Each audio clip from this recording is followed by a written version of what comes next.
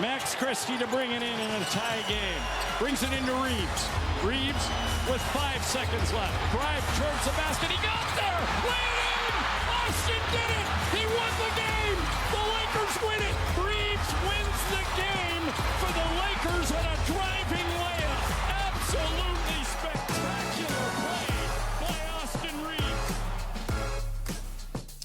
Welcome to the Lakeshow podcast. This is a weekly deep dive into the biggest stories and topics surrounding the Los Angeles Lakers. This is not Allie or Geeter today. This is Mike Trudell. But we are flanked in a big and strong way by Mike Bresnahan and longtime NBA writer Kevin Ding.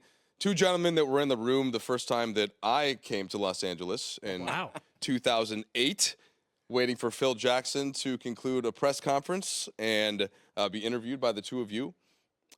So, guys, initial thoughts on me when no, I'm just kidding. What's happening, Ding? Good to see you. That would be really interesting. Would you like to hear Brez's takes? Yeah, I totally would. Okay. Sure. Brez, what's happening? Well, yeah, I don't know. True, you're good friends with Ding, as I like to think I am as well. Yeah. And I know it's past Christmas a little bit, but nothing pleases me more than getting the Ding family holiday card. And I have about 5 of them like pinned up on my desk here at work. And Ding, I was at a little get-together at the Allie Clifton household recently, and I will have you know, your card was up on her fridge, too. Oh. So your card is, like, legendary, and it's always Ding with, like, his wife and his 7 kids. How many kids do you have? I have 3 kids. Three, Yeah. He's got the 3 girls. I've got the 3 boys. Oh, there you go. It's a Brady bunch, except that the couples haven't, got around to Okay, it. anyway. But it always makes me so happy to see the card. There's always little words on the back. Here's what Maggie, your lovely wife, is up to, and your kids, one of whom is in college now, playing softball. I will say, though, True, none will ever be as high in my esteem as the one probably 6 or 7 years ago, where I think Kevin and his family were like in the ocean, kind of in wet clothes, laying down on the shallow part of the ocean. Piled up. But yeah, kind of like pyramid Yeah. on top of each other. Yeah, It that was a different one. That was a really aggressive one. They're all professionally done too, Mike. It's really a big highlight of my holiday season. It doesn't seem like Kevin would have been the creative director on that one.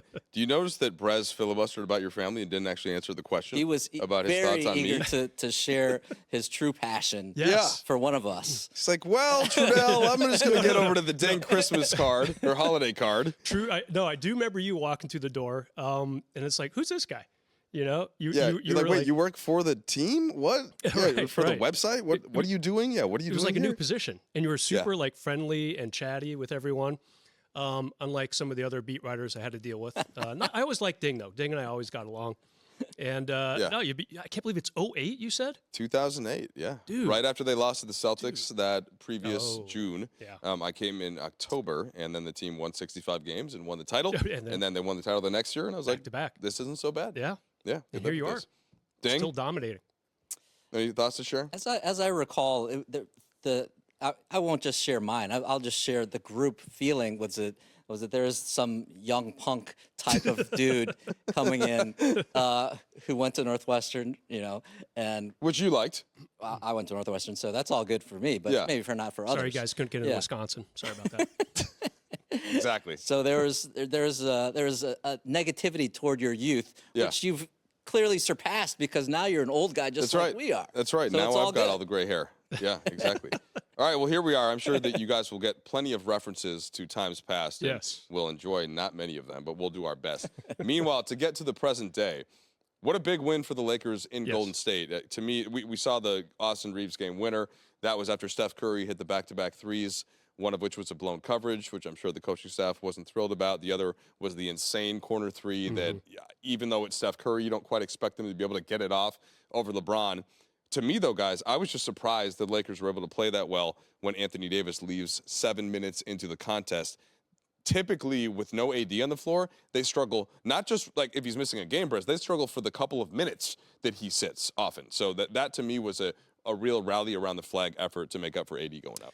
I got to be frank. We were doing Christmas dinner during that game, during the third and fourth quarter, and the TV was on in the other room because we watched the first half. And at some point, with a few minutes left, I said, guys, I've got to go see what's going on in there, because you could hear the excitement in the announcer's voice and in the crowd. And it was just an unbelievable finish. Another huge step in the right direction for Austin Reeves to, like you said, Mike, kind of fill in the cracks with no AD. So 26 points, 10 rebounds, 10 assists, triple doubles. How about that? Yeah. Against Golden State, who's not that far behind them in the standings. And Austin Reeves is fearless. That's the best word I can think of to describe him. And just a huge finisher on that game. And that was when I was in the living room for that to watch it, and the announcer did it justice. I mean, it was a crazy finish. Great game. Great slate of games. Yeah. I think the moment I liked best was LeBron post-game when he said, hey, NFL, nice try. Christmas is for the NBA. NFL obviously trying to expand their domain and start showing some Christmas games, none of which were that good, but a lot of good NBA games that day. Well, Ding, Brez has already alluded to your family several times here in the show, so we can only assume that there was a girl or three jumping around in various couches. I mean, your girl, your oldest Sedona is in college now, dominating in softball at University of Chicago. Maven is next. Arden is just the light of the house, yes? 6 years old, yeah. Okay, so now, but how locked in were you amidst all of the Ding women around the household? Not very locked in, but that's the nature. Well, great. Thanks for being here to give us your insight and expertise. This is the beauty of the Christmas Day game. Is some years you are distracted, like Brez said. You know, you have your family stuff going on at that time, and you try to work it all together. We've covered Christmas games for decades now, and so the value of it is that not everybody in the world has that to do, and so the truth of the matter is that a lot of families would rather sit there and watch in the same direction than actually talk to one another on a holiday, and sports is a great uniter in that way. And so the Lakers and Warriors gave us a remarkable game and a memorable finish for all those people who were not talking to their relatives. But the thing that stood out to me on the last play was that no AD, right? And then LeBron gets doubled, and then Austin Reeves seizes that moment immediately. It was Wiggins, I think, was on him, right? And so he just lines him up and says, well, this is a moment. And fearless, absolutely. And he's absolutely right. There's so many things that Austin, you can see, maybe not everybody sees, but he does some things wrong or does slight things wrong, and then he shakes him off immediately and isn't afraid to try to make another play. And that's the remarkable thing I take away from him. And it showed in that Christmas game for sure. But that's why he's been so successful, despite not being heralded, not being projected, all these things. You have that mental edge. Wonderful stuff from Austin. Yeah, my favorite thing about Reeves in general is that he's just a super fierce competitor, hates to lose. He doesn't let his emotions get the best of him on the court in the way that you might see some guys that are thought of as that hyper-competitive person. I mean, the two of you and then me eventually covered Kobe, who obviously, like, his killer instinct is legendary, and that would come out in all kinds of different ways. The first player that I grew up watching a lot growing up after Michael Jordan was Kevin Garnett, another one of those just you can see the fumes coming off of his bald head. That's how intense he was. So it doesn't necessarily emanate in the same way from Reeves, but if he makes a mistake, he'll go down and draw a charge, or he'll grab a rebound, or he'll cut to the hoop at the right time. He's always going to do something to try and help the team win, and he never gives up that level of competition. So, yes, the game-winning hoop was nice, Brez. We mentioned the triple-double, but to me, that's part of why the Lakers have been better in general after he missed those 5 games. Like, the team was really struggling during that stretch. That was a really underreported fact of why they were doing so poorly. He's very energetic. You know, he's not going to be on the all-NBA defensive team, but he tries. He makes it difficult. Battles. Yeah. I mean, he's feisty. He'll get in there. He'll, I give him a lot of credit defensively. But I feel like the fact that he's back, and also Max Christie spoke after practice today. Mike, thanks for being there. Kev, not sure where you were. But, and JJ also spoke, as he always does after practice. And JJ Redick had some really good words, really high praise for Max Christie, and just what a difference he has made defensively. And I think that's a big reason why the Lakers, A, you got Austin Reeves back, B, you figured out the 5th starter, and it's going to be Austin Reeves for, it looks like, Max for quite a while here.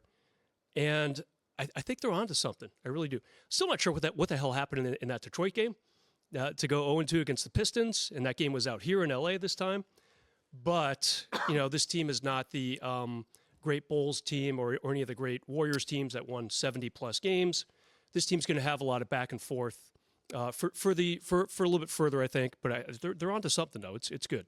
So, Brez, I can't resist to break out of my current host role and try and give some analysis about the Detroit game real quick. Please. Since you asked. Please. Since you asked. So the type of team that the Lakers have had and will have trouble with this year in a regular season context is the big, athletic, energetic types. Detroit is certainly one of those.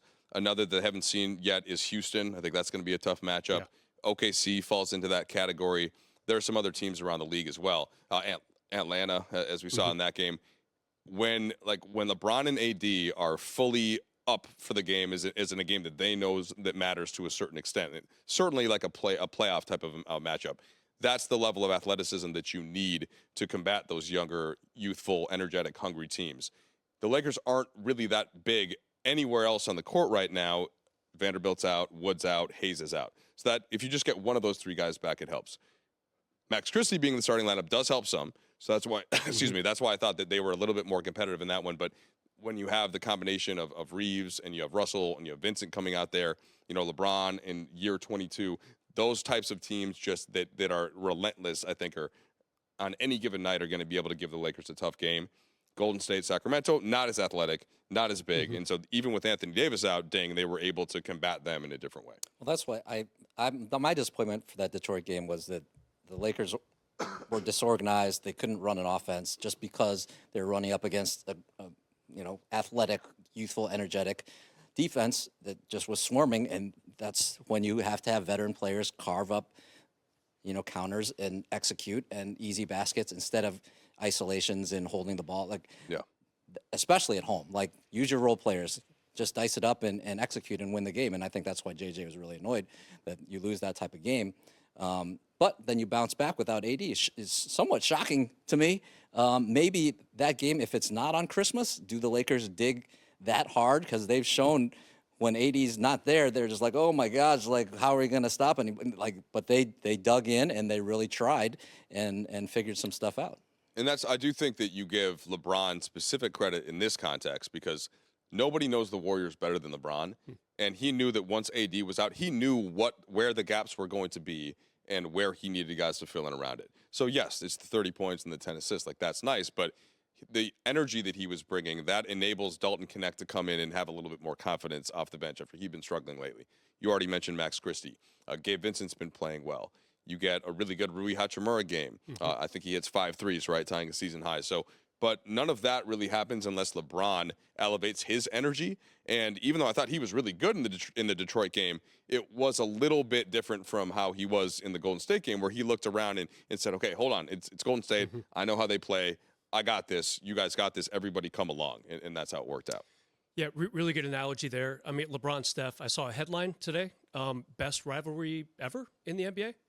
And I still go back to Magic versus Larry, Michael versus the Detroit Pistons jerks, or whoever he might have been facing in the Bad East. Boys. Bad Boys, thank you. I like calling them the jerks. Been around Worthy too much. He doesn't really have much to say kindly about the Pistons either.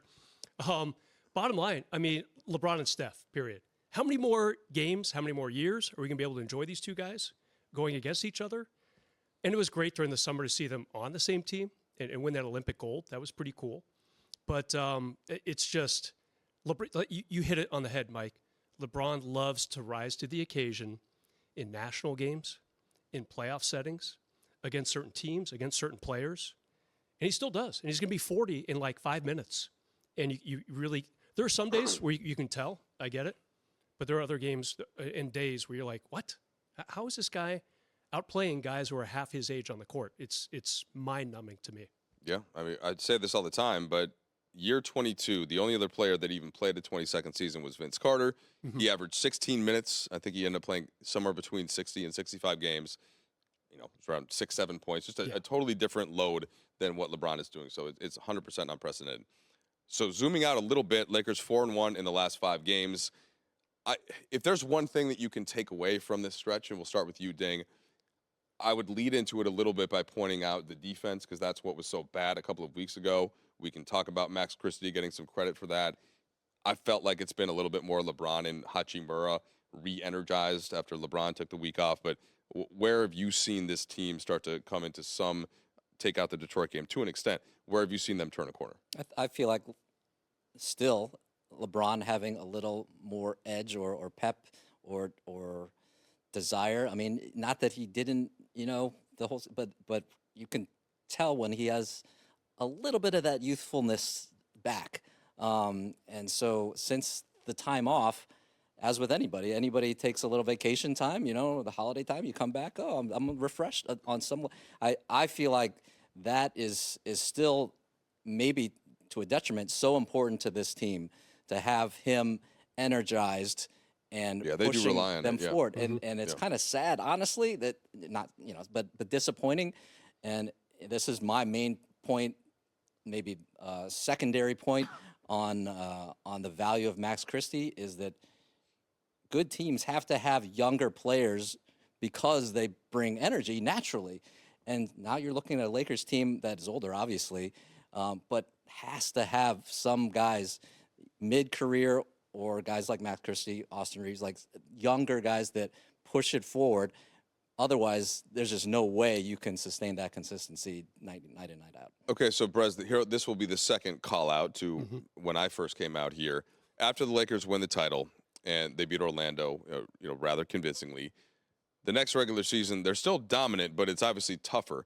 The thing though that seemed to carry the team that year, outside of course Kobe being number one and then the bigs, but they get Ron Artest in the offseason. And Trevor Ariza, who was a big part of the prior championship, still growing, a young 3-and-D wing. We saw that he would go on to have a lot of success in other places. So that was a tough player, I think, for them to give up. But there is no doubt that the energy that Artest brought and just the tenacity and the hunger, having not won before, I thought made a huge difference on that team. And I remember Phil Jackson talking about it. And you can't just come back after winning a title and expect that you're going to be able to reach those same levels of energy, because you just, by human nature, you don't want it quite as much as that other team that didn't win it the last year, unless you can bring in somebody that's going to make a major impact. And I felt like Artest did that. And so Ding was just alluding to that a little bit. The Lakers, they have added, some talent in different ways, but Max Christie is 21. That's not like Ron Artest coming in still at an all-star level. So I don't, and that to me is why I don't think it's disappointing necessarily for this team. Nobody's going to come in and be able to take that while LeBron is still there and be able to be the one that is energizing them to the point where, if LeBron isn't still the guy doing it. So I don't take that wherever you want, but it's different from what they don't have the Ron Artest, but yet and still, is that going to be an issue as you go forward in the regular season? Yeah, I mean, look, the trade deadline's a month and a half away. I mean, as we get closer to January 1st, teams kind of turn the page, metaphorically, and you start saying, okay, here's what we have. I say this quite a bit on our air. Phil Jackson always said that Christmas is when you know what you have. So if that's, if you make Christmas, if you boil it down to one day, the Lakers have a lot. They had a nice road win against Golden State. Wrapping papers all off. Yeah, everything's fine, But they're 4 games over 500, and in the West, what is that going to scale out to? Somewhere between 6 and 8, 6 and 9, probably. Well, should note also though they've played 4 more road games than home games. Right. At this part, so balanced schedule that can help in terms of just looking at the bigger picture record-wise. Yeah, for sure. And still gelling, still waiting to get people back, as you alluded to. Plenty of guys still on the shelf. Yeah, I like this team. I like the way I didn't like it 3 weeks ago when they looked really limp. The defense was terrible. Limp. Really limp. that's a fair word for how 80, they were playing. They scored 80 against Minnesota, right? Well, it was the Minnesota 80? and then the Miami games in a row. They started to, the Atlanta game was better. Yeah. Then LeBron missed the next one. But that was kind of, the Atlanta game was when they started to get things back on track. Even though they lost in OT. And a quality loss. The only thing I would throw in there, Brez, and it's going to sound like an excuse, I think, from where the Lakers were at, but the early season schedule was much more brutal than it typically is, because you had no home games in the preseason, so that's 6 games, including one in Milwaukee, at Phoenix, in Golden State, in Vegas, and it was all close. Then they had the 6 game, or was it 5 game? the 5-game trip over 4. basically 12 days, though. Yeah. Then we're home for 2 games, and then another long trip. And so even like the broadcast crew was tired, and they're not playing basketball. So I felt that mounting on top of LeBron year 22, and that was right at the time where they were in Minnesota, in Miami. That was during the time. And of course, that was when the defense looked the worst, and the energy looked the worst, and the body language looked the worst.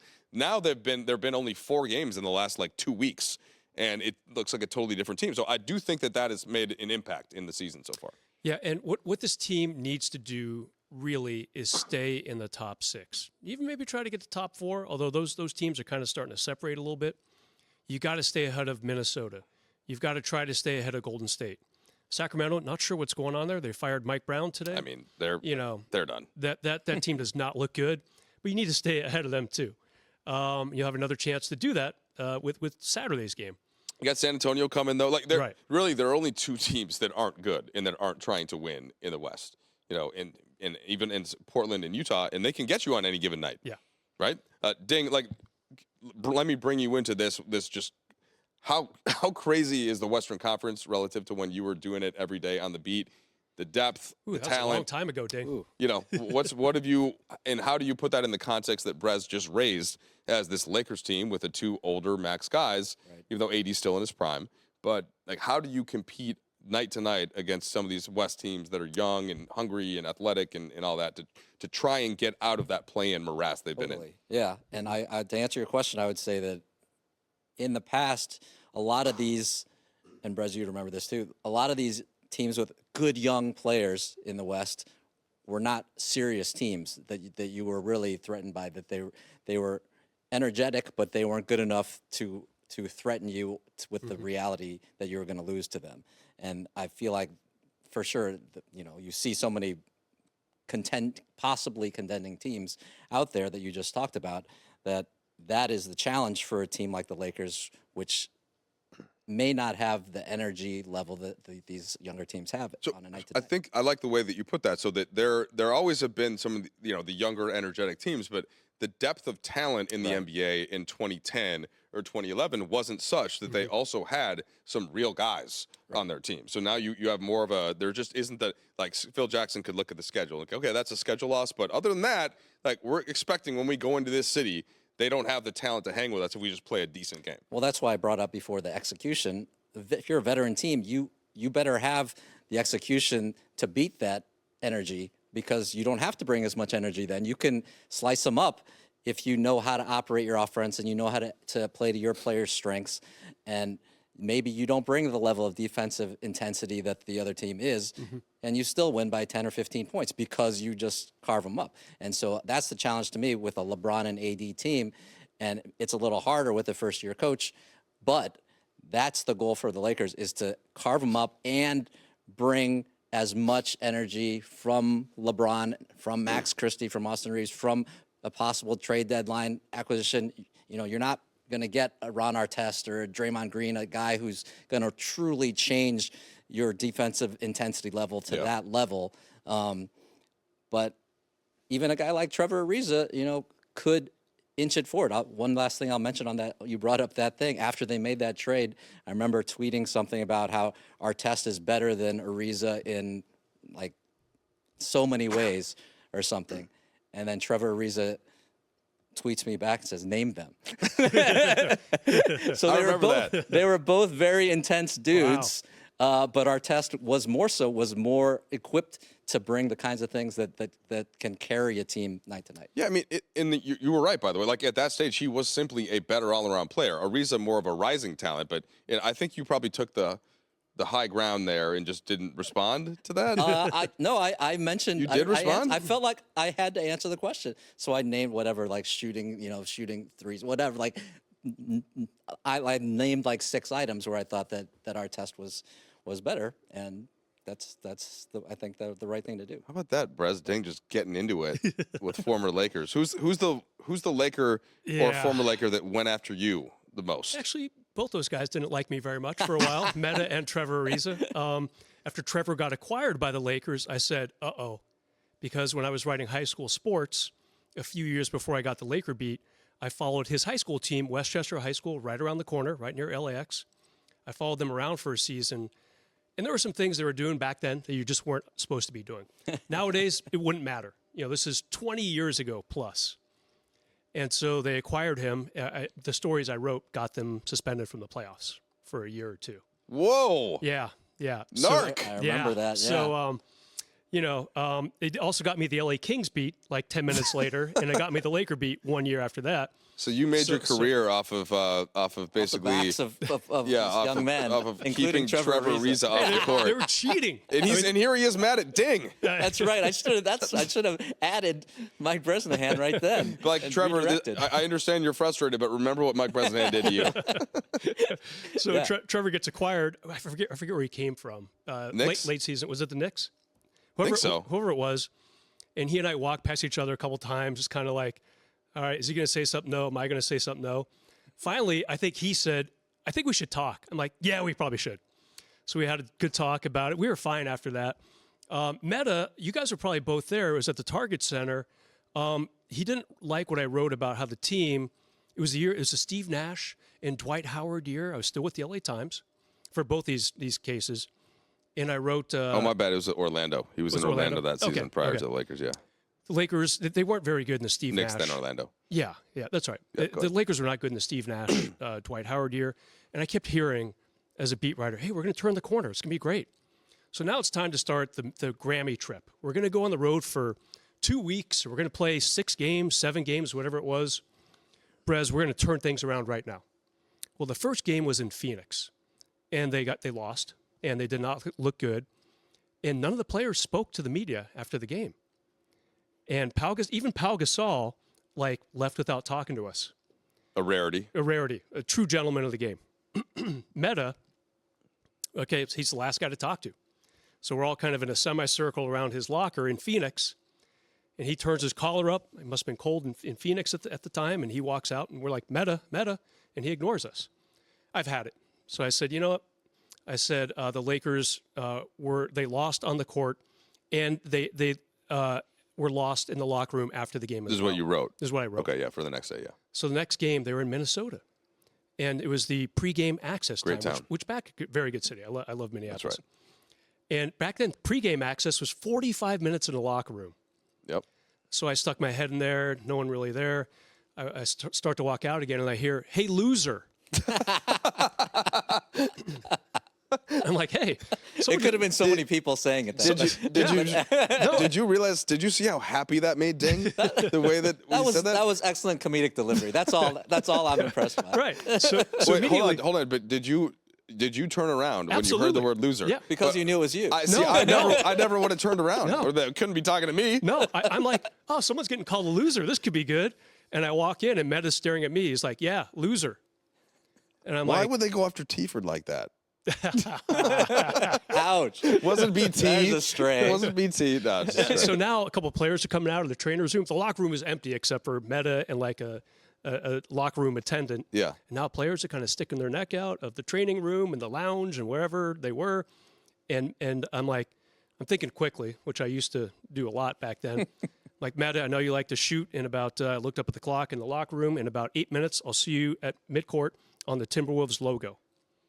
And I just walk out. I don't wait for any answer. I just walk out. Did that sound like he was setting up a fight? I don't know. Well, on the way At out, noon. Yeah. Is this a duel? on the way out, I told 2 very big dudes who were Laker assistant coaches, Chuck Person and Mark Madsen, Rifleman. hey, Meta's mad at me. I don't know why. We're going to meet in a very public place on the Timberwolves logo in about 3.5 minutes. Just make sure you're aware. And Dave McMenamin from ESPN, he was covering the Lakers back then. He was very aware of what was going on. He was there taking pictures of Meta and me actually having a very good talk on the Timberwolves logo. Good for Meta. And Meta was upset. And he, this speaks to Meta's personality. He thought he was being called a loser for not talking to the media. And I said, well, Meta, first of all, you guys aren't playing very well. Second of all, it's in your contract. Every NBA contract says you guys have to talk to us after practices, after games. It was enforced a lot more religiously back then. And we actually had a really good talk. We've been friends ever since then. And, something good came of it. Hey, so, loser. Yeah, I was like, oh, that's good. Who's a loser? Man. and it was me. You sounded like a tough guy there for a moment until you called on the assistant coaches to. Well, yeah, I mean, Meta's a big dude. I'm not stupid. He could have pounded me through the Timberwolves logo if he wanted to. That's not the guy. Okay. Yeah. All right, that was a good story time there with Brez. Yeah, Ding? it was. Both guys we mentioned had a little beef with me, but we figured it out. We were bigger, and now Meta and I are coworkers. So. Oh, Yeah. how about that? Yeah. Okay. I think that's a nice Well, holiday story. Ding. By the way, from. before we move on to more current matters, because Brez alluded to something being a key. Basically, the team started to play well at a certain point. Do you remember what happened as to when that team finally started to play well that season and why? Because you were a part of it. I don't know what So you're this is referring to. Dwight, Steve Nash Dwight team, and Steve Nash. 2012, 13. Right. The screen roll. Dwight just wanted to post up, didn't want to roll. Right. There had been several behind the scenes conversations Yes. about it. I couldn't exactly do a sideline report like directly saying why, but I remember Ding wrote a column at a certain point, and then everybody piggybacked off your column and basically shamed Dwight Howard into running screen roll and not just wanting to post up. And then all of a sudden the team started to play better. That was initiated by sources within the team, and obviously there are a lot of people, but Steve Nash was one of them who was at that point fed up with this superstar who was supposed to come in here and do certain things that he had no interest in putting forth the effort to do. And so rooted in that was the top line item of that column was that Nash is sick of Dwight Howard not trying. And so then this is where this ends up being like a journalism class right now. But Dink saved the Lakers. Basically, the next day, Dwight, is upset, and we have to have a conversation about it. And he didn't, it wasn't a happy ending story like you had with Meta, because I don't think Dwight was mature enough at that time to see other people's opinions or the big picture, and that's part of the reason the team wasn't that great. But he did try harder, and the team did better. It took too long, and they had dug a big hole because of the way that they were playing, and Nash got hurt and all that. But then just as they were starting to click, that's when Kobe tears the Achilles, right, as they're heading into the playoff series. And as I always add, Mike, Kobe came out and talked to the media for 7 minutes that night on crutches after snapping his Achilles. So if you're a player and you have the sniffles, come talk to us. Kobe talked with the torn Achilles to us for 7 minutes. So yeah, times have changed some, but yes Kobe certainly set a good example in that context. All right. In other more current news, although that was some great story time of Lakers past, the Lakers play the Kings tomorrow, guys. It's the third time that they'll be playing the Kings in the last week and change. And the Kings, we learned today, will be without their head coach, Mike Brown. Now, this was a little bit of a surprise, not just because the Kings just extended Mike Brown in July for three more years. guaranteed years. And because, for me, and Brez, as you have known, and Ding, as you have known, as I've kind of been complaining for years about the Kings, is that they can't defend. They don't have the personnel to defend. Then this summer they go out and get DeMar DeRozan, who is not known for his defense, and takes the ball away from Fox and Monk, and Sabonis, who are already plenty good at scoring. So the roster just doesn't fit. It doesn't work. It doesn't work in a playoff context. I think while everything was firing in the regular season 2 years ago and they were fully healthy, it was a nice, cute story. They did make the playoffs after they hadn't for 16 years. So I got all that, but this was a low ceiling team, right, and a low ceiling roster. And I'm sure Mike Brown had plenty of things that he could have done better or differently, but I don't know that was the reason that they were losing and on this 5-game winning streak, or losing streak, 2 of which came at the hands of the Lakers. But when you heard that news, starting with you, Ding, what did you think? And by the way, that's who the Lakers play again tomorrow, so they'll be coming in without their head coach. Right. Well, actually, as you know, when the Lakers played the King at Sacramento recently, and you were there and I was at home, and I texted you and I said, Mike Brown, just watching it. Mike Brown is a goof. Just watching the way he handles himself is very different, good or bad. That he's very different from most NBA coaches, and especially head coaches. And so clearly he's done well for himself getting these jobs and making a lot of money and good in the interview and winning some games. But the way he comes across is just not authoritative enough for majority people to believe that he is going to be the leader long term for a group that's going to do this or that. I just think that that's unfortunately his limitation. And so then, right or wrong, he's going to be a scapegoat in this type of situation. We have ownership who is going to be rash or you extend and then you fire is ridiculous to do that. But Mike Brown is a very nice person who is a very good basketball mind, but the leadership element is just so important to head coach job in the NBA. That's my issue. Is that I think even if you hire Mike Brown, you still, once you're around him, you start to think, look, is this the guy who's going to lead us?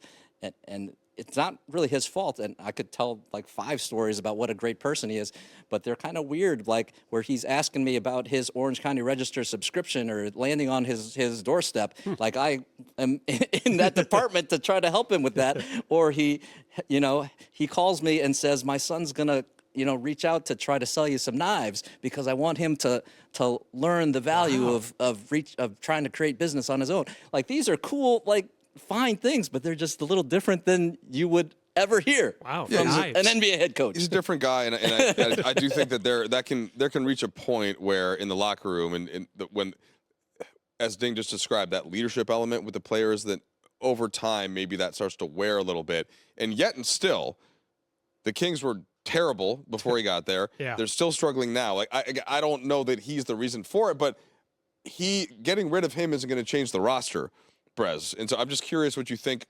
implications-wise going into this game with Doug Christie now set to take over, who has not had that type of coaching experience. Like he's been an assistant with them for a while, but I don't know that he's the one that's been drawing up the plays and coming up with the scouting reports and things of that nature. So how do you think this impacts just tomorrow's game as the Lakers try to sweep them? In related news, the Lakers have announced that Rick Fox will be coaching the game tomorrow in place. See, that was before my time even. Yeah, that was before my time, You guys were probably, you weren't in there for that? No, you were there, Ding, right? I was. Rick Fox, Doug Christie fighting before a preseason game. Is that right? No, they got ejected, and they fought, and then Fox tried to circle back and meet him in the back corridors. That's right. Which was Doug Christie's wife, right, was involved. Jackie got involved. Yeah. Jackie Christie was. You can Google it. That was a thing. Yeah. Yes. Now, I will say, I kind of wish that this hiring or firing, I should say, happened after the Laker game against Sacramento this weekend. You guys rally around the flag, you think? Yeah. I always feel like teams have a new coach, whether it's college football, high school basketball, pro hockey. They always go on a little bit of a run. Because it's on you now. Yeah, exactly. Right? It's on the players now. Yeah, and they're kind of like, okay, different voice. Yeah, we'll try to make Doug Christie look good or whoever, So I think you might get a little pop from the Kings for this, just to kind of, especially if some of them did not like the Mike Brown voice in the locker room. But I don't know. I don't know how you fix this team. The only way they're going to beat people is to score 124 points every single night because of the poor defense that you both alluded to.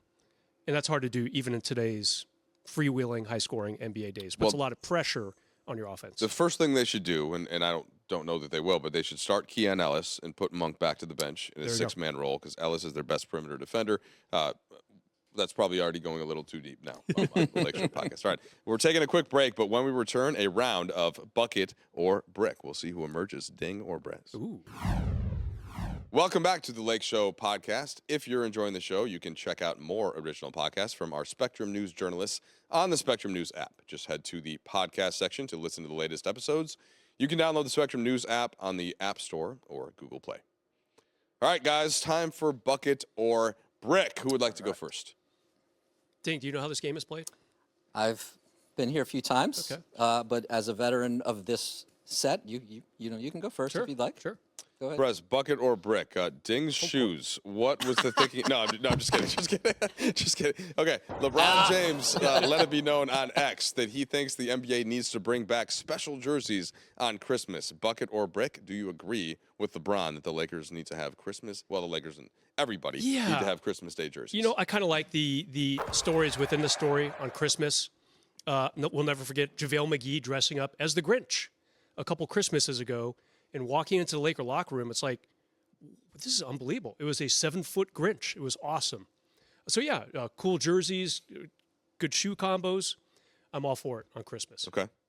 Ding? Absolutely going to bucket this. But I feel like the NBA has sort of let this slip away already. You introduced so many alternate jerseys then they don't want to go one more for Christmas or take them away and bring them to Christmas. But Christmas was a special NBA day for so long, partly because of the uniforms that you didn't see different varieties otherwise. He's right. So LeBron's right. Well, and I think you hit on the key point, though. When they were doing the Christmas jerseys, there wasn't the third jersey and then also the City Edition jersey, and then also the NBA Cup differential with the courts. And so maybe from the NBA's perspective, it just gets stacked up. And then not only are people complaining that there are too many jerseys, now you're going to throw another one in there. But I don't know.